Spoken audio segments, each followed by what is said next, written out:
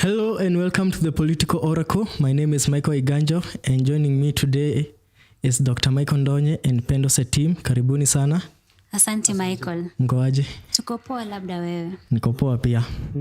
It's a sad day for our nation following the death of Raila Odinga. Yes. Yeah. And before we start, I would like us to have a moment of silence. Yeah, in honor of Baba. In honor of his life.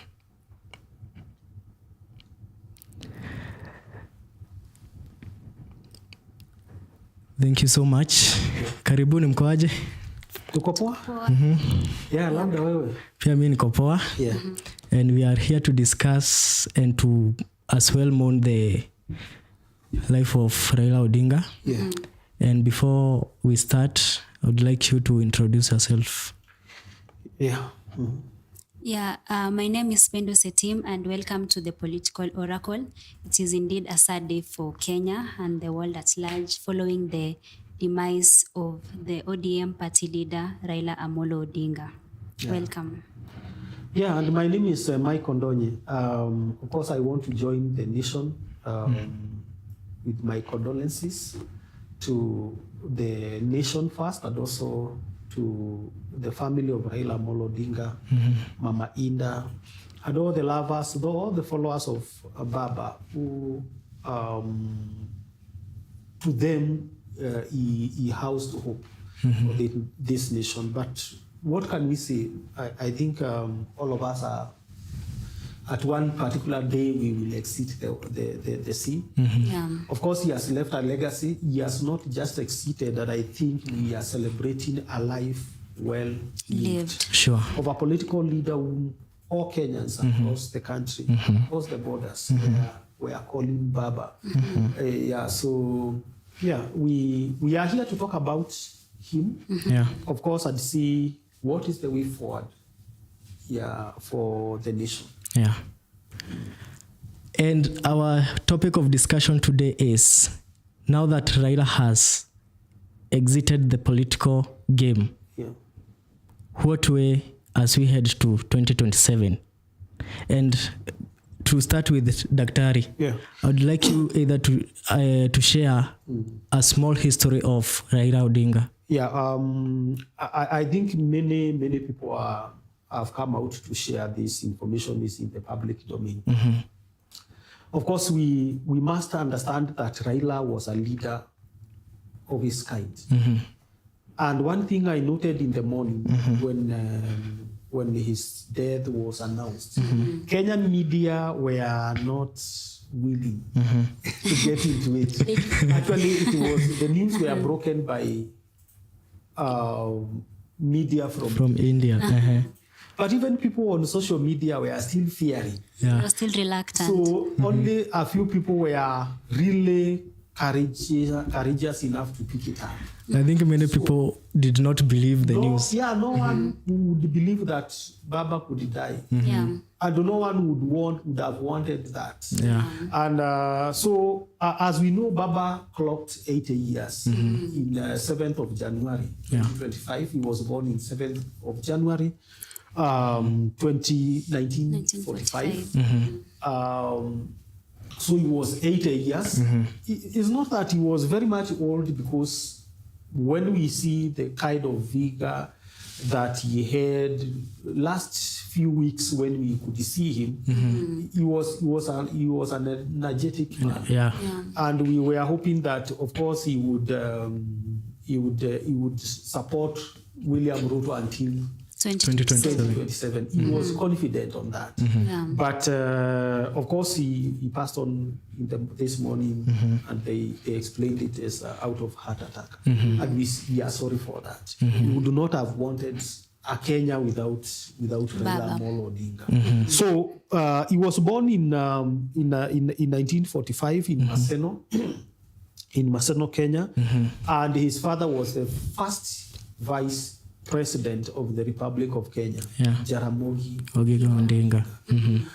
Coincidentally, Jaramogi Odinga died in 1994, 3 years after losing the 1992 or 2 years after losing the 1992 general elections. Baba has also passed after losing the 2022 general elections. And Raila Odinga has had his education in East Germany, you know that.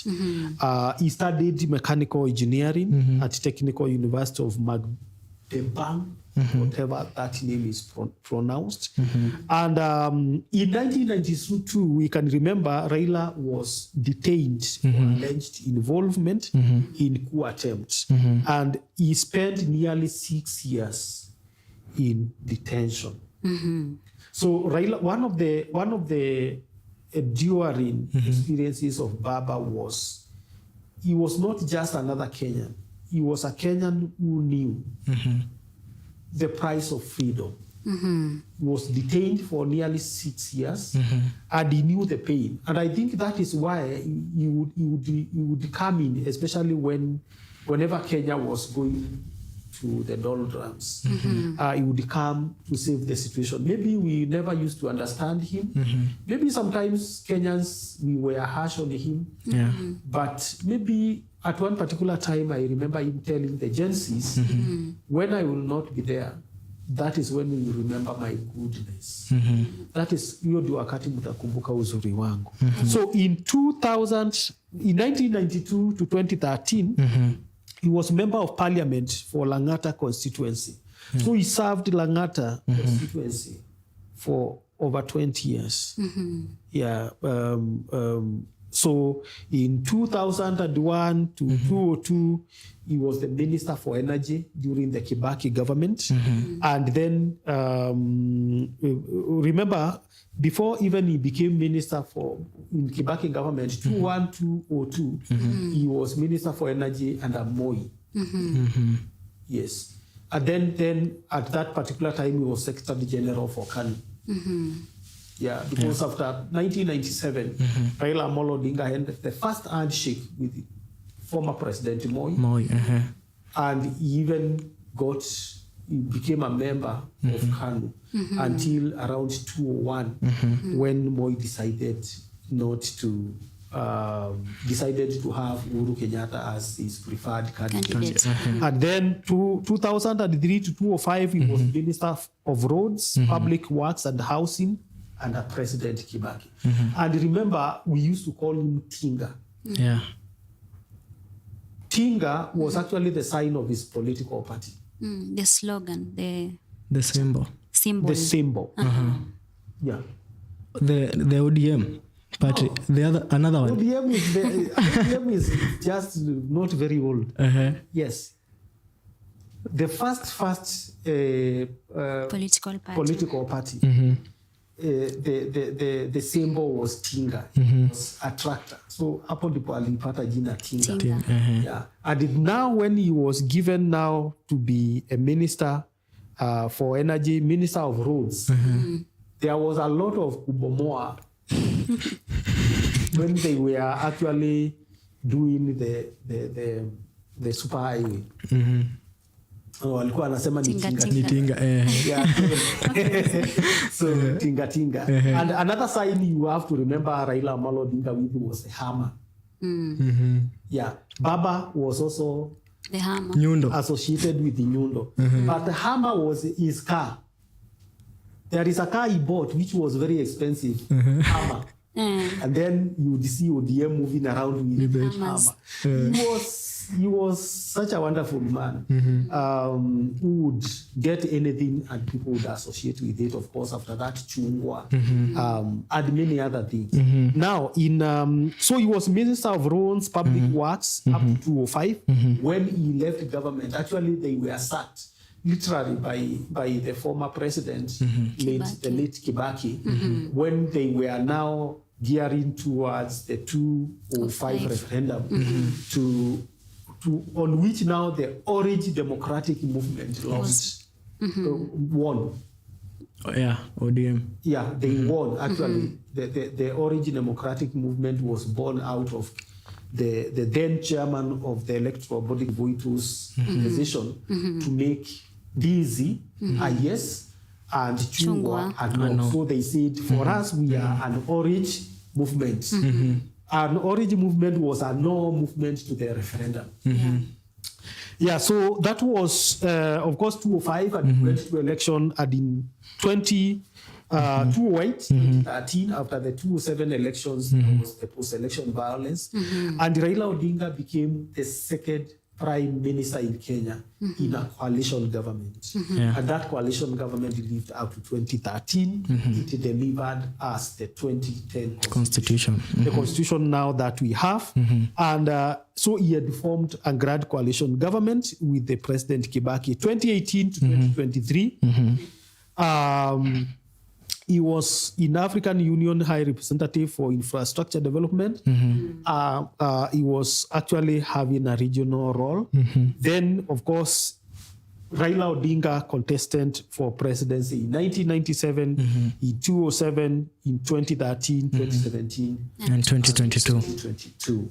So, known for his role in pushing for electoral reforms, constitutional change, and devolution, Raila Odinga played a very big role in the nation that we have now in Kenya. And what we are hoping is that Raila Odinga will be given a state burial.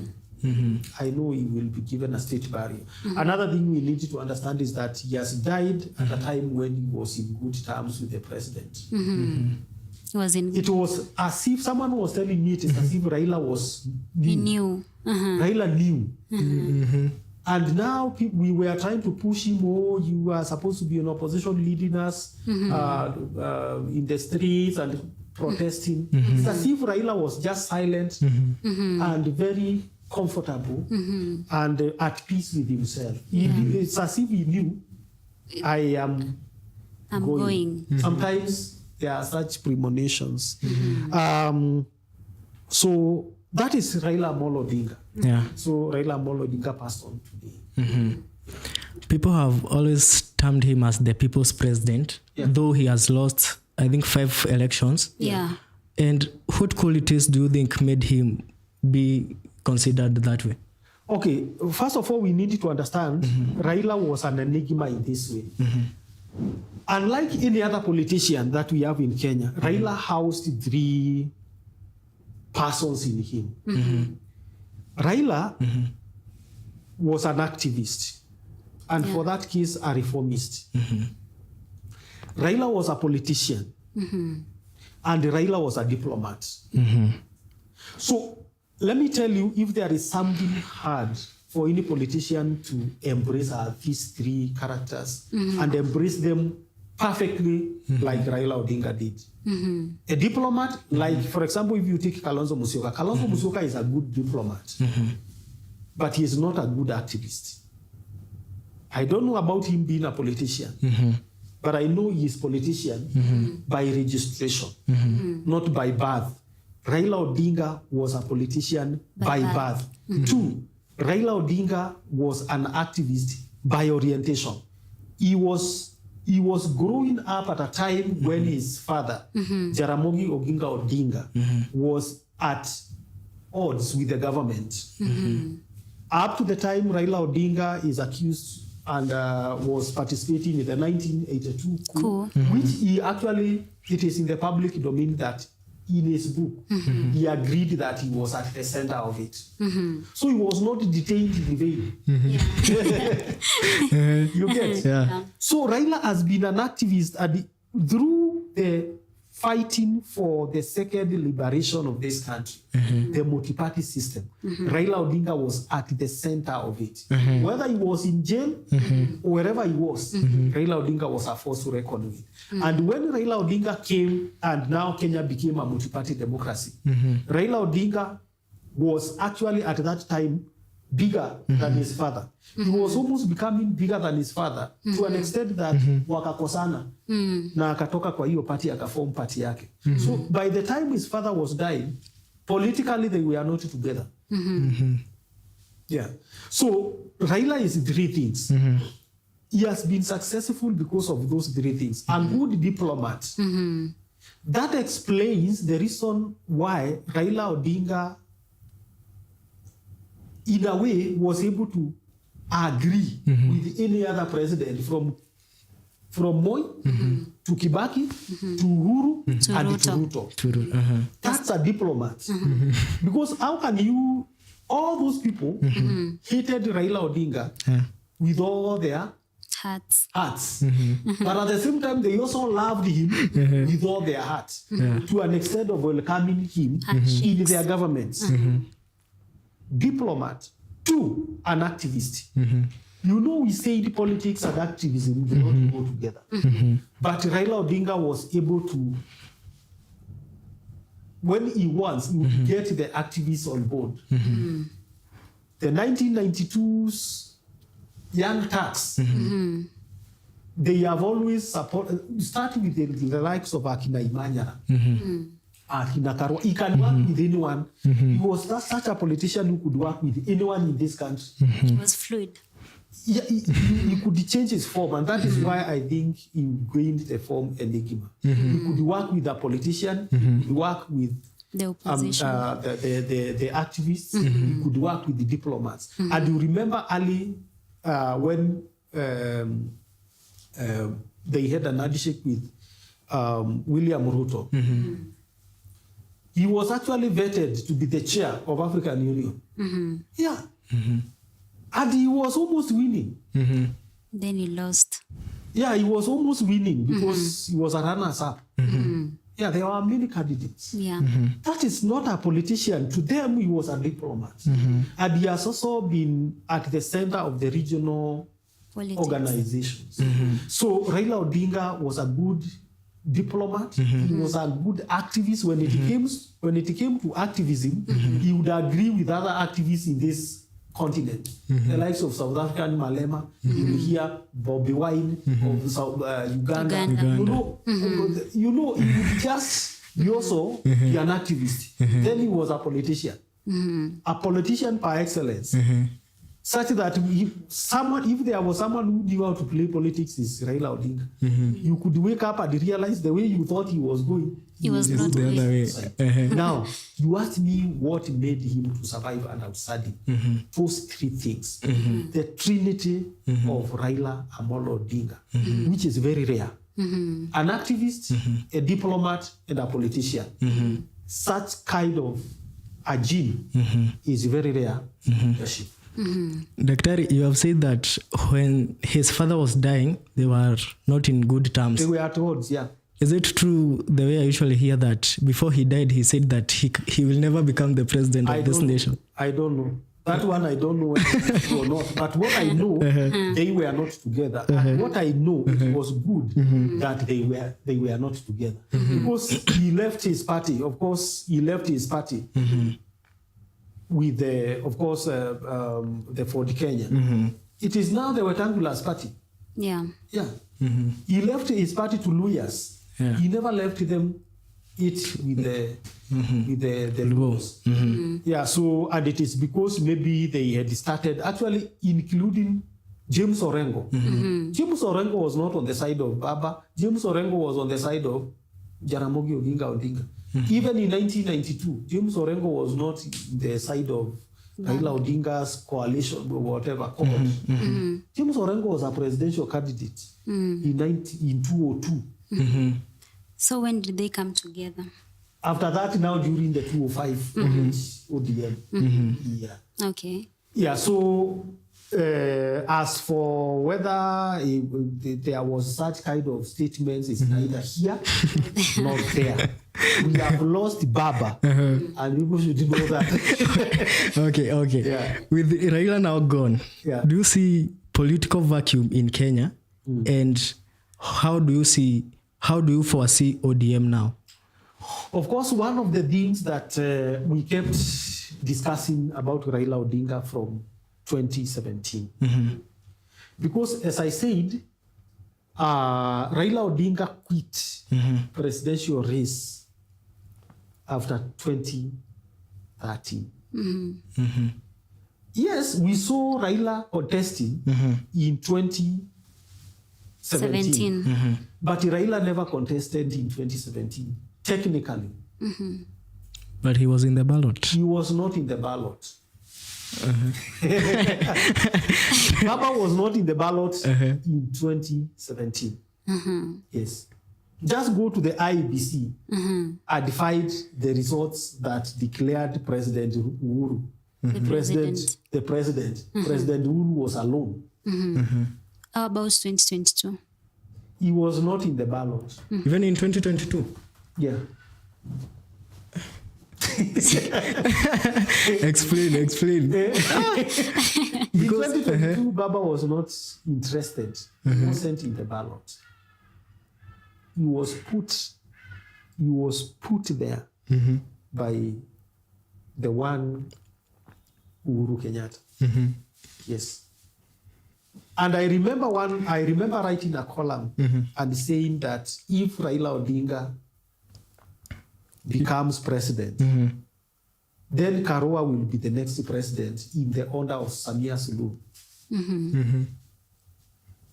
So if Raila Odinga was elected in 2020, today Karua would be president. Yeah, and she would have been the first woman president in Kenya. She would have been the first woman president of Kenya in the order of Tanzania's president Samia Suluhu. I remember that column. It is there. It is there actually. I did it. It was published. Go read that column. If he were to become president, then Karua was to become president immediately. That means he would not have finished his And I also remember when Raila was contesting for the AUC chair, there was people had began mourning about what would happen to opposition after he goes to the AUC. And now that is no more, the feeling imerudi bado tena. Yeah, of course, Kenyans will mourn because Kenyans used to love Baba for free. Kenyans used to love Baba for free, not for nothing. He was the people's president. Actually, hata mimi nimejua leo kumbe nilikuwa napenda huyu mzee.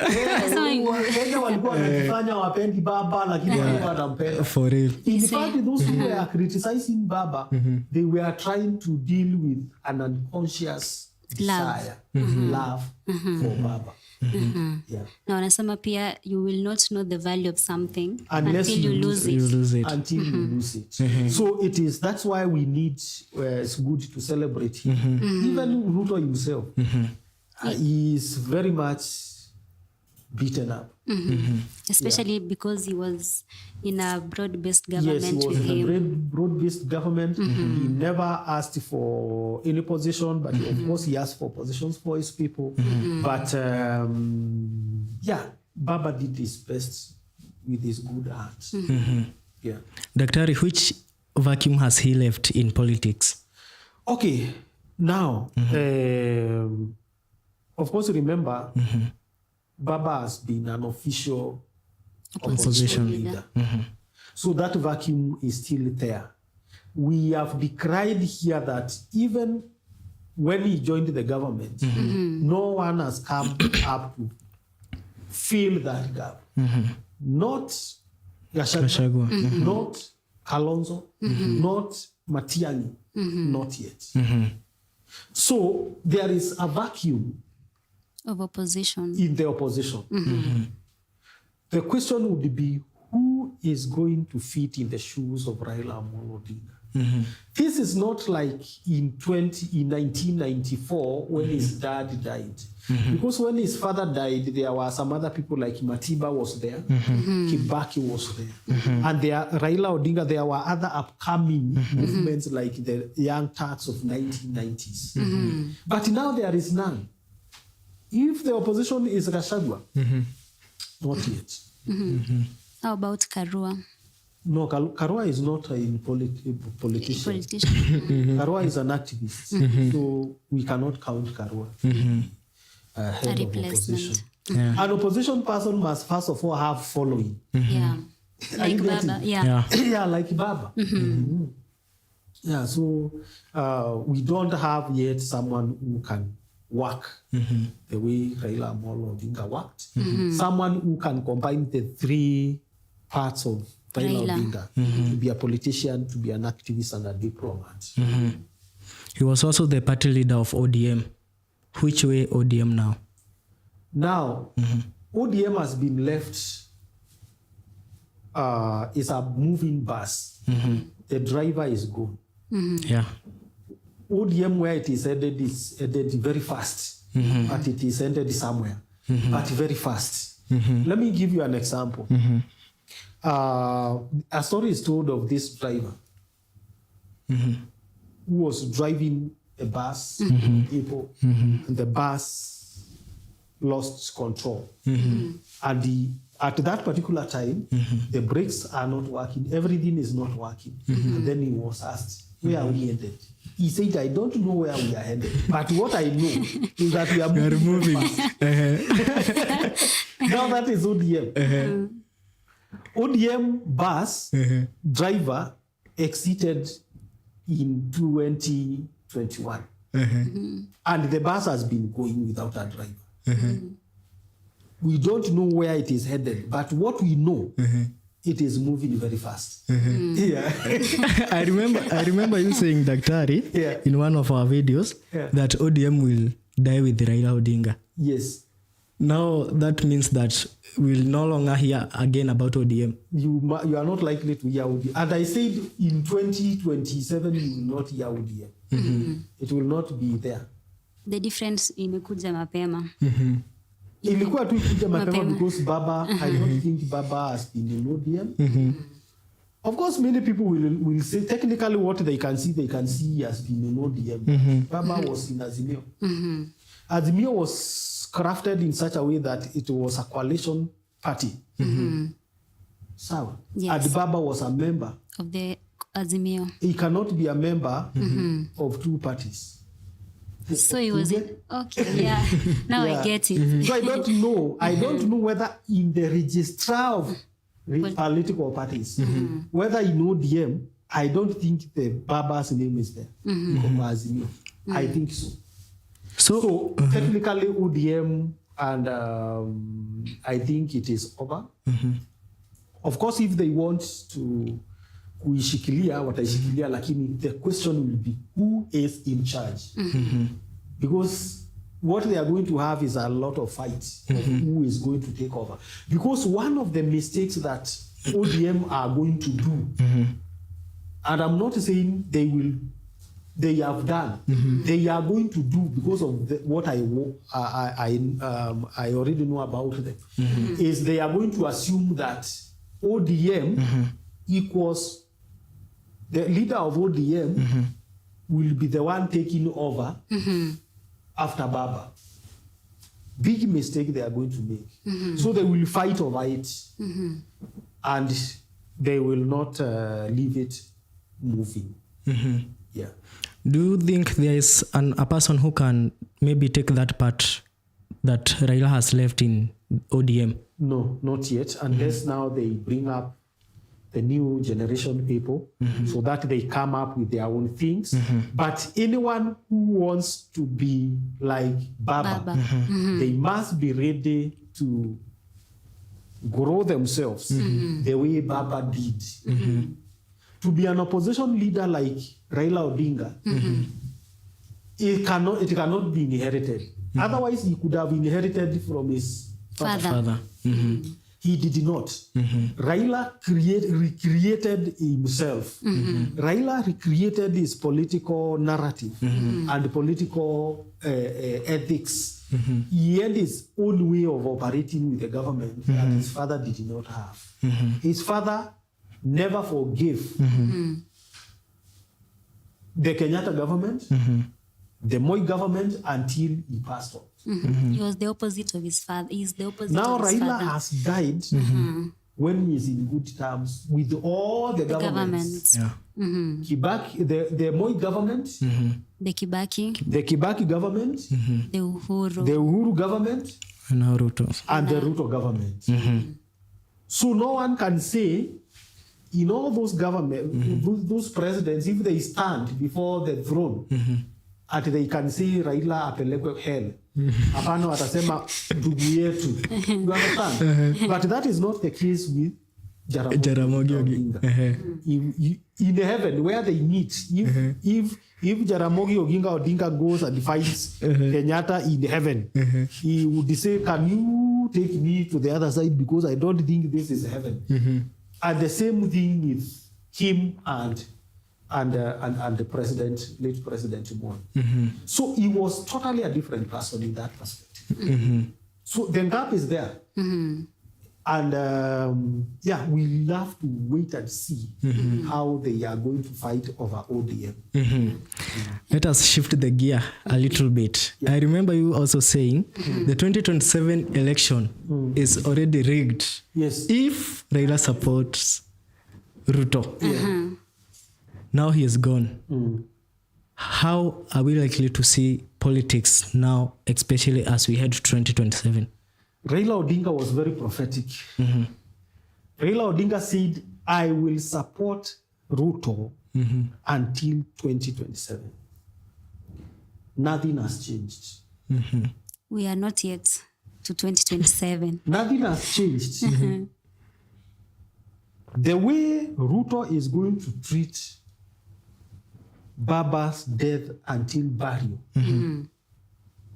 Will determine. all the people who love Baba, are you getting? Are going to be with Raila and with Ruto until 2027.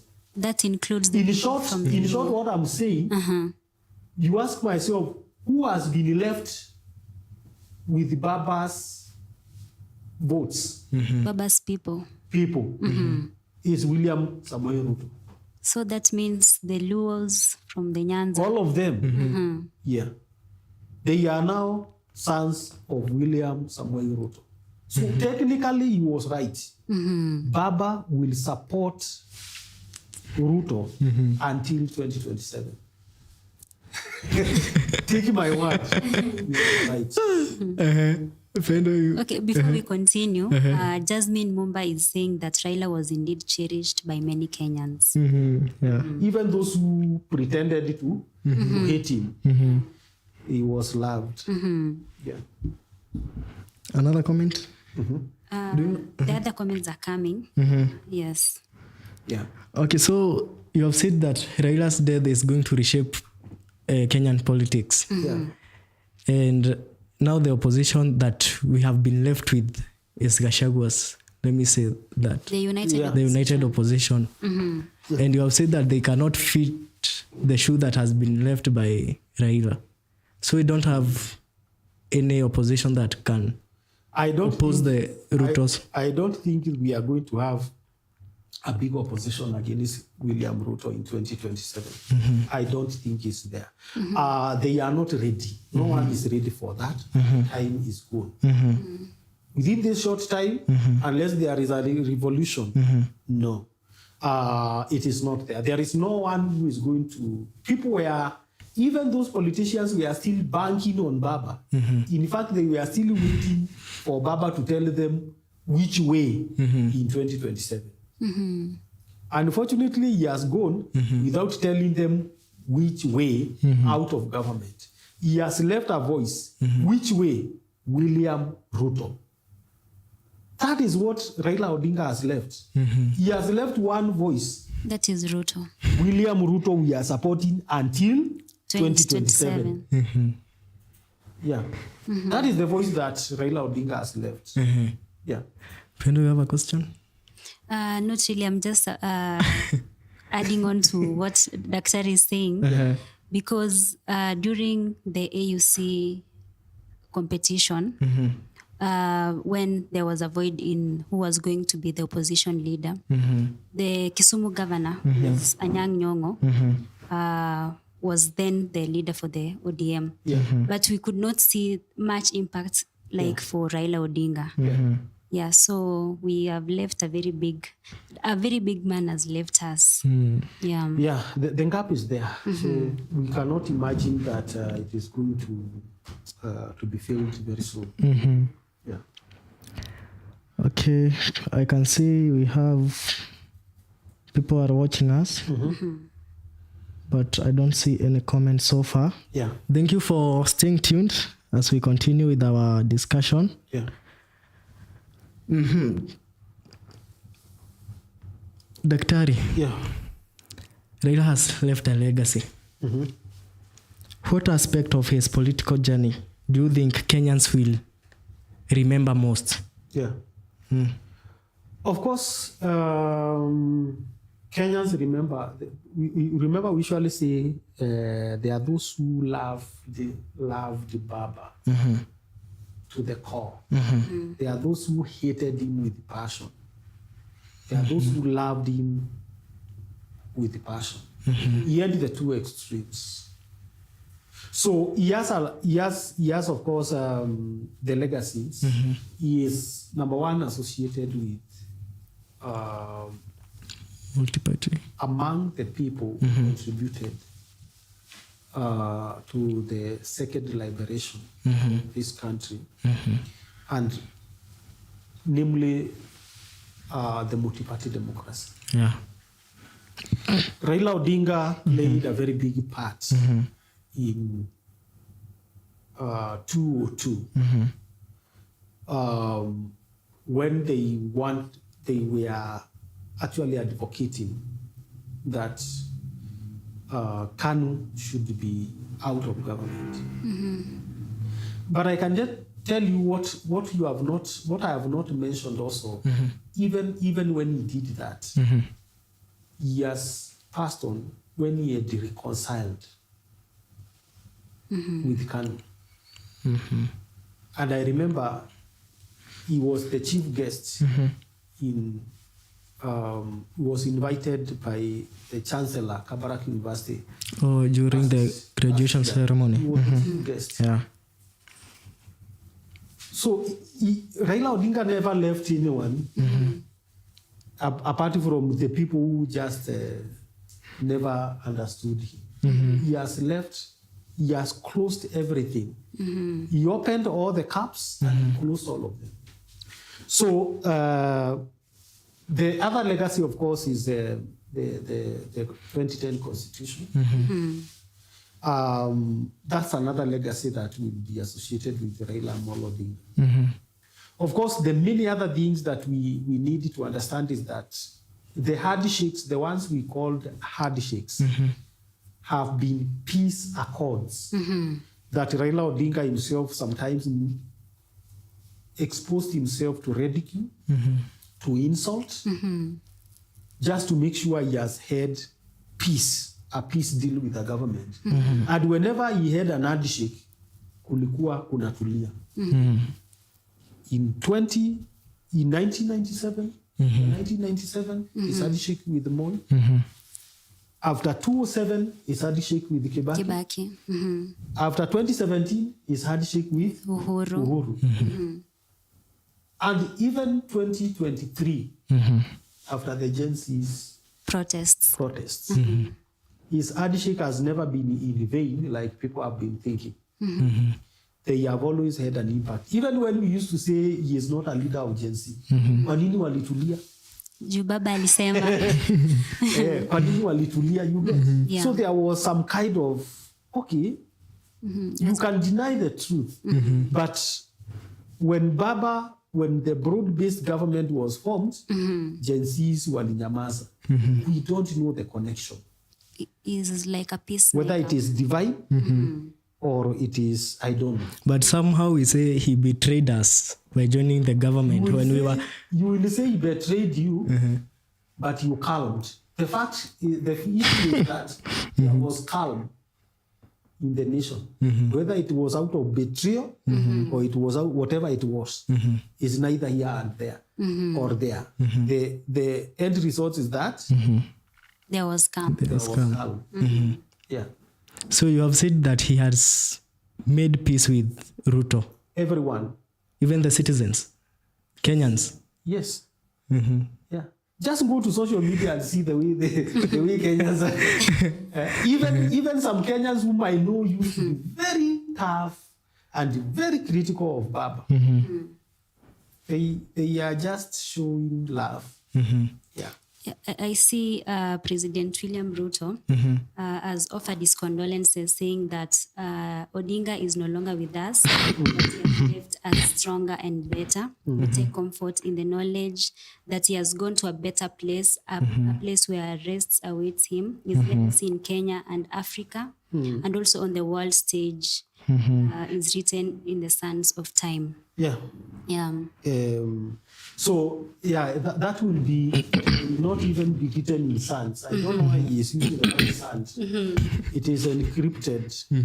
It is inscripted in the stones of time. In the stones of time, because this generation that have seen Raila Odinga up to the end of it, remember Raila Odinga. Yeah. We have key people in ODM, the likes of Babu Owino, Sifuna. Yeah. And you have said that there's no one there to take over the party. Yeah. While taking up the party means nothing. Taking up the party does not mean taking up leadership. And that is why I've said one mistake they are going to make is to assume that whoever takes the party replaces Raila Odinga. It's a big mistake. Whoever wants to replace Raila Odinga must be like Raila Odinga. Take up their cross and follow the way of Raila Odinga. What was the way of Raila Odinga? Self-made politician. 2, an activist. 3, a diplomat. So whoever wants to be like Raila Odinga must take their cross and follow the way of Raila Odinga. Not his party, his way. With whatever party they are going to use, whoever wants to be like Raila Odinga. Yeah. And how do you think Raila supporters perceive a future without him in the race, maybe in 2027 and the future at large? Raila supporters are going to be left with, they have been left with Ruto. Even beyond 2027? No. Until 2027. Up until 2027. Alisema even here, alisema. And then after 2027, you think Ruto will come back? No. So, yes, he will be done. Yeah. And, okay, who now takes over the kingpinship of the Luo Nyanza? No one. Luo Nyanza has no kingpin. They will have someone to create themselves. Yes. Do you see anybody in that? No, I'm not seeing anyone. As at now, there's no kingpin in Luo Nyanza. Yeah. No one. Yeah. Any comment from YouTube? We have not received a comment yet, but people should continue expressing their comments about the way forward. Yeah. Now that Raila Odinga is gone. And of course, there are things that we also need to say about Baba. His passing. What his passing means. Of course, some of the things that you're asking. Of course, the issue of ODM is an orphaned party now, political party. Orphaned because it is left without a leader. Yeah. So there is likely to be a lot of realignment. You are likely to see many people. Of course, Sifuna being the Secretary General is likely to have now a summoning voice to summon maybe leaders of ODM, maybe to decide who is going to be the ODM leader. But whoever is going to be ODM leader does not mean he is going to be replacing Raila Odinga. That is what they need to understand. Of course, so there is going to be a realignment because of what I can call it ODM identity crisis. As I said here, Raila was ODM and ODM was Raila. So there is going to be new power centers. Remember, power centers. Because now, remember, someone like Babu Owino is saying, I am the one inheriting Baba. But does that mean ODM? No. Okay. Sifuna is going to say, I am the Secretary General. So he is going to summon them. And when Sifuna summons them, they are going to decide who is going to be their leader in the ODM. So there are those people who were threatening to leave. There are those other people who were royal. Now you are going to see now the coming in of even some people who have been silent in ODM. Unless they decided to have a mzee, an old man, whom they are going to say this was Baba's confidence, so unaweza shikilia. And that means vijana still, they will have to fight their way in that. So opposition realignment is going to be there. Of course, the coalition, remember the �𝐻𝐴𝐲𝐻, Umoja, where ODM is a de facto member. It's going to be shaken as well. Because with the Baba out now, 𝐻𝐴𝐲𝐻 has no leader. So he's going to be the leader of 𝐻𝐴𝐲𝐻. Mother Karua already exited. She left. She left. And then, of course, electoral dynamics. Yeah, the 2027 elections. Raila's absence actually is going to reshape, of course, the playing field. Now we are asking which way now William Ruto. Yeah. But we have said one way is that William Ruto has Baba's blessings. And supporters. I will support you until 2027. So Raila Odinga posthumously will support William Ruto until 2027. And a big chunk of Raila Odinga's followers are going to stick with that to honor Baba. If they are going to say we are going to honor Baba by sticking with William Ruto the way he said, they are going to do that. So, of course, his royal voters basis, especially in Nyanza, in Nairobi, may become politically up for grabs. Because now Mombasa is left. So Mombasa now goes with whoever becomes smart. But remember, we said already Mombasa is in government. Yeah. You get? Yeah. Nyanza is in government.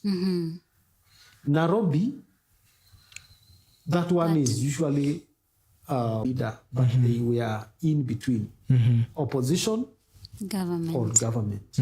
So you are going to see that, of course, legacy and civil engagement is another thing.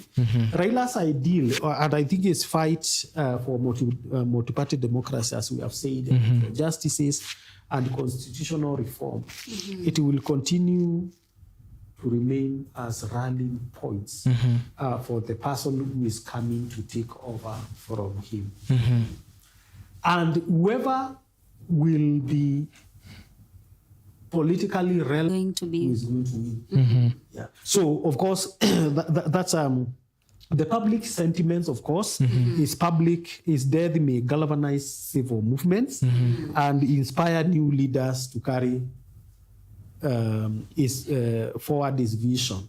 So we are going, and this is why I was saying, whoever wants to be like Raila Odinga or to take over from Raila Odinga must be ready to carry the cross that Raila Odinga had and self-make, not to take his party. It has nothing to do with his political party. And of course, regional and global implications. Remember, Raila Odinga was he had a lot of influence in Eastern Africa. And he was a continental figure.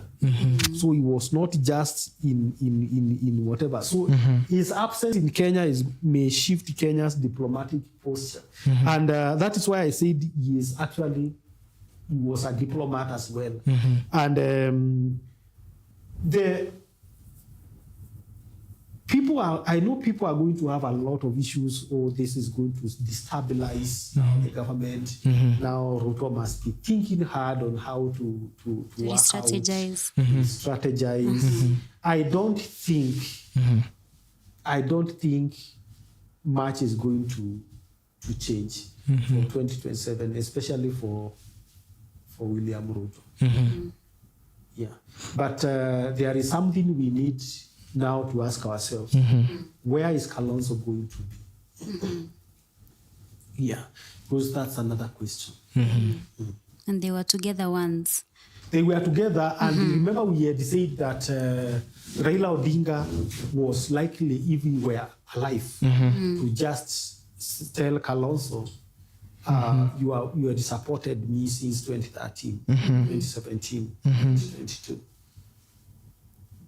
Can I give you to William Ruto so that in his last term, you can see whether you can revive yourself? Yeah.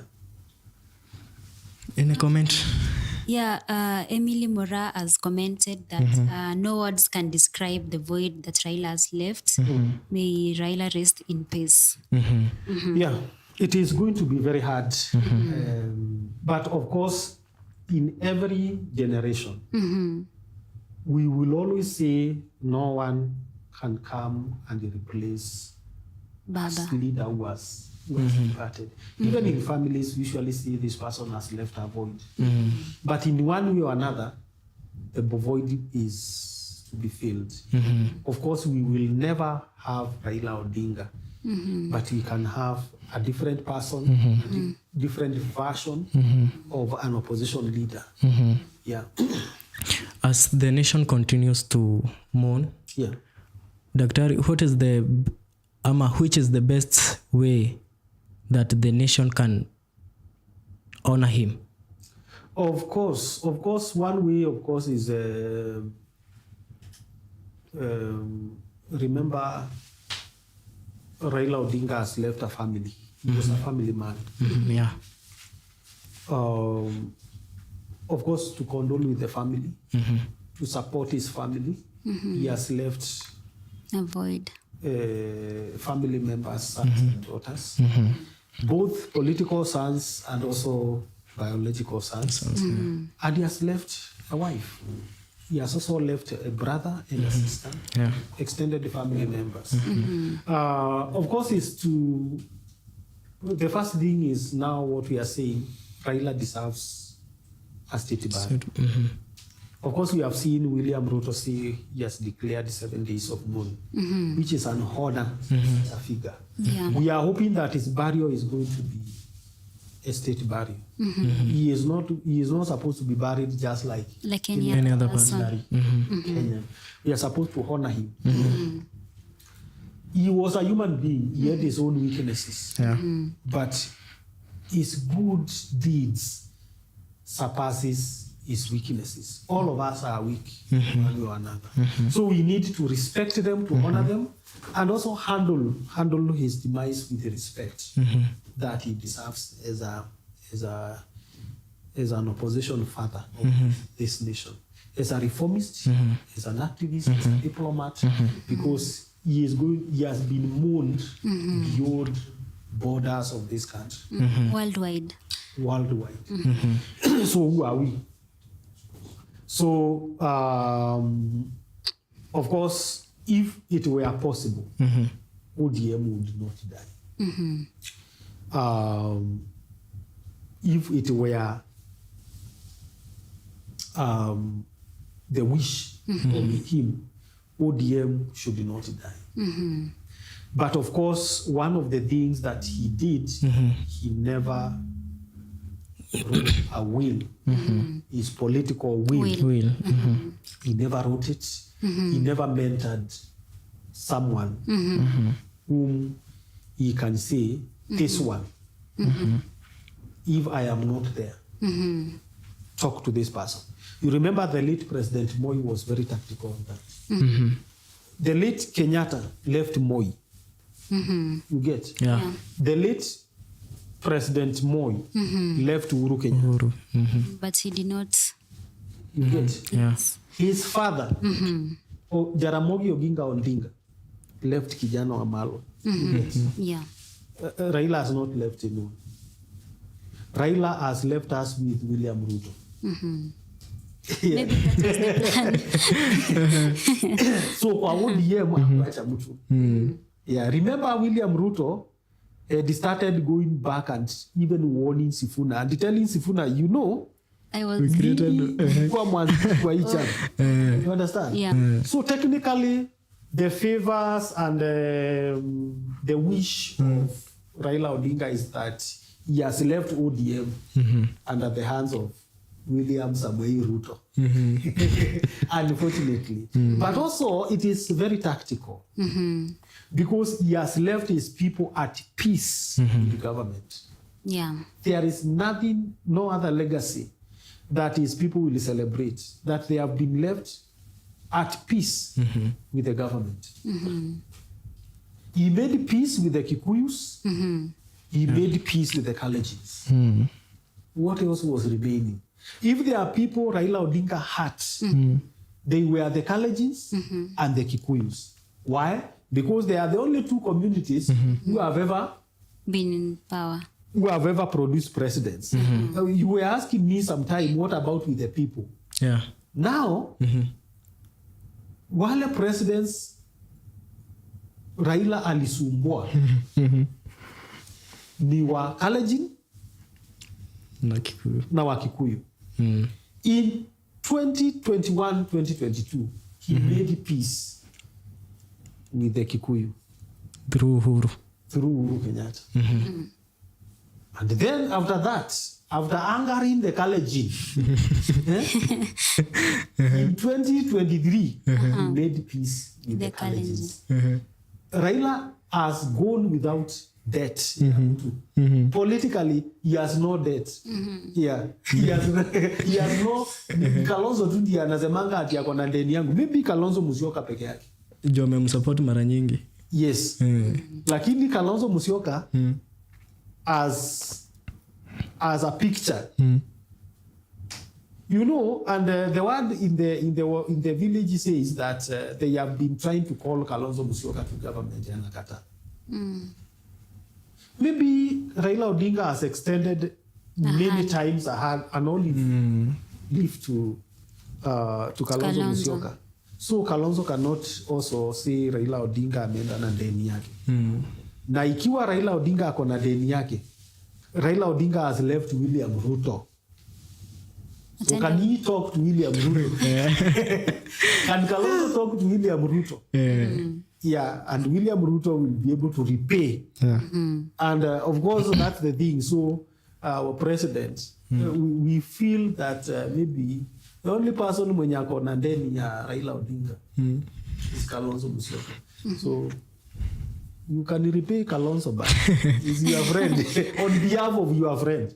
On behalf of Baba. Yeah. Yeah. He has died at a time that we are approaching Mashujaa Day. Yeah. And he has died a shujaa. Raila Odinga. Shujaa. Do you think we should be given a special day ikuwe yake tu peke yake? Baba Day. Baba Day. You cannot have Baba Day because the constitution created Mashujaa Day for all Mashujaa. Remember Mashujaa Day was? Heroes Day. No. Kenyatta Day. The 10th of October. That was 20th. Moi Day. Kenyatta Day is 20th. Yeah, that was Moi Day. So, and then they changed, they said, let this be a day to celebrate all the heroes. Is Raila among all the heroes? Yeah. Yes. So we celebrate him at that point. Yeah. Yeah, he's worth celebrating. Yeah, so he is worth celebrating. I think we have come to the end of our discussion. Yes. And our viewers, thank you for staying tuned. Maybe you can say a word before we conclude. Thank you for staying with us through our live. May Baba's soul rest in peace. And until we meet again, bye. Thank you. Thank you so much. Until we meet again, bye-bye. Bye.